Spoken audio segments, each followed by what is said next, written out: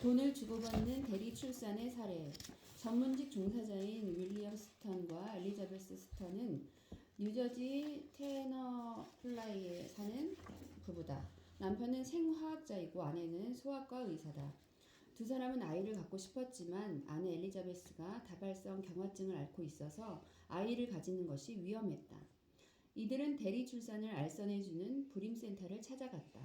센터는 돈을 받고 다른 사람의 아이를 임신해주는 대리모를 찾는다는 광고를 냈다. 이 광고에 응한 여성 가운데 메리 베스 화이트헤드가 있었다. 당시 29살이었던 그녀는 환경미화원의 아내이자 두 아이의 어머니였다. 1985년 2월 윌리엄 스턴과 메리 베스 화이트헤드는 계약을 체결했다. 메리 베스는 윌리엄의 정자로 인공수정을 거쳐 임신한 뒤 출산과 동시에 아이를 윌리엄에게 넘겨주기로 약속했다. 아울러 어머니로서의 친권을 엘리자베스 스턴에게 넘기고 그들 부부가 아이를 입양하도록 협조하겠다는 약속도 했다. 그 대가로 윌리엄은 아이를 넘겨받는 동시에 메리 베스에게 1만 달러의 수수료와 함께 의료비를 지급하기로 약속했다. 불임센터에도 거래 알선 수수료로 7,500달러를 지불했다. 몇 차례 인공수정 끝에 임신하는 데 성공한 메리 베스는 1986년 3월 여자아이를 출산했다. 스턴 부부는 곧 입양할 아이에게 멜리사라는 이름을 지어주었다. 하지만 막상 출산한 메리 베스 화이트헤드는 아이와 떨어질 수 없어 결국 아기를 주지 않기로 결심했다. 그녀는 아기를 데리고 플로리다로 도망쳤지만 스턴 부부는 메리 베스가 아이를 넘겨주어야 한다는 법원의 명령을 받아냈다. 메리 베스를 찾아낸 플로리다 경찰이 스턴 부부에게 아기를 넘겨주자 양육권 다툼이 뉴저지 법원으로 넘어갔다. 1심 법원은 계약의 이행을 강제할 것인지 판단해야 했다. 어떤 결정이 옳을까? 문제를 단순화하기 위해 일단 법보다 도덕적인 문제에 초점을 맞춰보자. 당시 뉴저지에는 대리출산 계약을 허가하거나 금지하는 법이 없었다.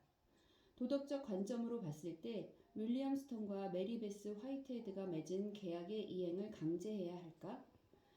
계약 이행에 찬성하는 사람들이 내세우는 가장 강력한 주장은 거래는 거래라는 사실이다. 성인 두 사람이 합의하여 서로에게 이익이 되는 계약을 자발적으로 맺었기 때문이다. 윌리엄 스턴은 친자식을 가지기로 했고 메리 베스 화이트헤드는 9개월 동안의 노고에 대한 대가로 1만 달러를 받기로 했다. 물론 흔히 볼 수 있는 상업적 거래는 아니다. 따라서 다음 두 가지 이유로 그 계약을 강제하기가 망설여지는 사람이 있을 것이다. 첫째, 여자가 돈을 받고 임신해 아이를 넘겨주겠다고 약속했을 때 모든 정보를 충분히 제공받았을지 의문이 든다. 막상 아이를 넘겨줄 때 어떤 느낌일지 충분히 예상할 수 있었을까? 그렇지 못했다면 돈이 궁한 처지에서 판단이 흐려졌다고 주장할 수 있을 것이다. 둘째, 양쪽이 자유의사에 따라 합의했더라도 아이를 사고팔거나 여성의 출산 능력을 빌려주는 행위 자체에 반대하는 사람도 있을 것이다. 그런 행위는 아이를 상품으로 전락시키고 임신과 출산을 돈벌이 수단으로 만들어 여성을 착취한다고 주장할 수도 있다. 소위 아기 M 사건의 재판을 맡은 하비 소코 판사는 이 두 가지 반론에 설득되지 않았다. 그는 애초에 합의에 손을 들어주면서 계약의 존엄성을 강조했다. 계약은 계약이므로 단지 마음이 바뀌었다는 이유로 생모가 계약을 파기할 권리가 없다고 본 것이다. 판사는 두 가지 반론에 대한 답변을 내놓았다. 첫째, 메리 베스의 동의가 덜 자발적이어서 합의에 문제가 있다는 의견을 거부했다. 거래 당사자 가운데 어느 쪽도 우월한 위치에 있지 않았다. 서로 상대가 원하는 것을 갖고 있었고 각자 수행할 역할에 대한 대가를 협의해서 정했다.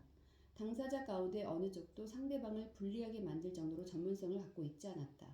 또한 어느 쪽도 균형을 깨뜨릴 정도로 우월한 협상력을 갖고 있지 않았다.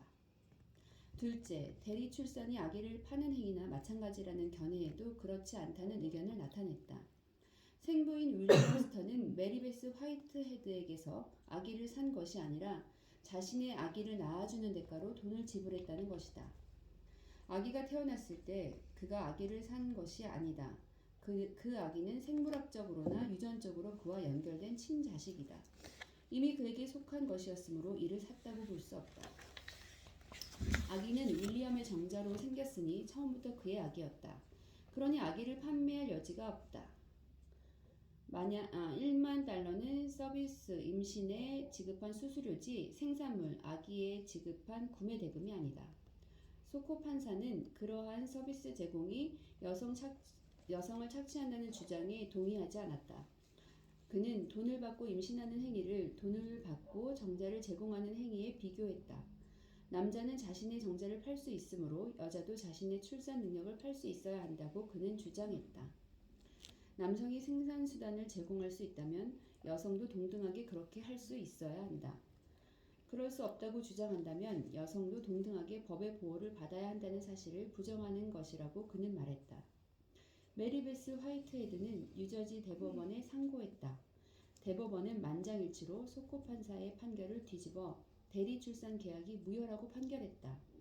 한편 아기에게 이롭다는 이유로 양육권은 윌리엄 스턴에게 주어졌다.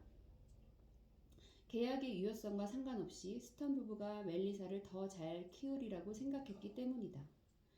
메리베스 화이트헤드에게는 아이 어머니라는 지위를 돌려주며 그녀에게 방문권을 부여하라고 하급법원에 지시했다. 대법원장 로버트 윌렌츠는 판결문에서 대리 출산 계약의 반대 의견을 내놓았다. 그 계약이 실제로는 자발적이지 않았으며 그 계약에는 아기를 파는 행위가 포함되었다고 주장했다. 우선 그 계약에는 결함이 있다고 보았다. 모든 정보가 충분히 제공되지 않았기 때문에 임신해서 아이를 낳으면 바로 넘겨주겠다는 메리베스의 약속은 실제로는 자발적이지 않다고 주장했다. 그 계약 하에서 친어머니는 자신과 아이의 강한 유대감을 알기도 전에 되돌릴 수 없는 약속을 했다. 그녀는 충분한 정보를 가진 상태에서 완전히 자발적인 결정을 내리지 못했다. 아이를 출산하기 전에 내린 결정은 그것이 무엇이든 충분한 정보에 근거할 수 없다는 것이 분명하며 이것이 가장 중요하다. 일단 아이가 태어나면 어머니는 정보를 갖고 판단할 수 있는 보다 나은 환경에 있게 된다. 하지만 그 전에 내리는 자유롭지 못한 결정은 소송 위협에 그리고 1만 달러의 유혹에 어쩔 수 없이 내리는 완전히 자발적일 수 없는 결정이다. 게다가 돈이 필요하면 가난한 여성이 부자를 위하여 대리모가 되기로 어쩔 수 없는 선택을 할 확률이 높다.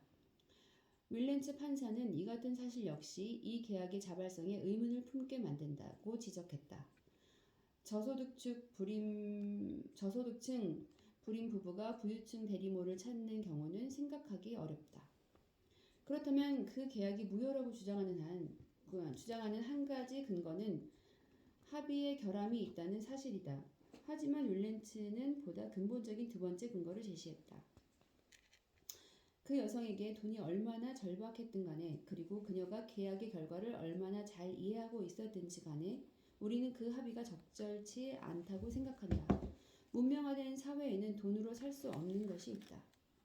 윌렌츠는 상업적 대리 출산이 아기를 판매하는 행위와 마찬가지며 아기를 파는 행위는 아무리 자발적이라고 하더라도 옳지 않다고 주장했다. 그는 아기를 파는 것이 아니라 출산을 대리하는 서비스에 돈을 지불한 것이라는 주장에도 반박했다. 그 계약에 따르면 1만 달러는 메리 베스가 양육권을 넘기고 친권을 포기했을 때 지불하는 것으로 되어 있기 때문이다. 이는 아기를 판매하는 행위이거나 적어도 그 아기에 대한 어머니의 친권을 파는 행위다. 그나마 고려할 수 있는 점은 구매자 중 한 사람이 아버지라는 사실이다. 중개인은 이익을 추구하느라 판매를 부추겼다. 당사자들이 이상적인 생각으로 동기부여되어 이를 추진했더라도 이 거래에 끼어들어 영향을 미치고 궁극적으로 거래를 지배한 것은 이익 추구 동기다. 대리 출산 계약과 정의. 그렇다면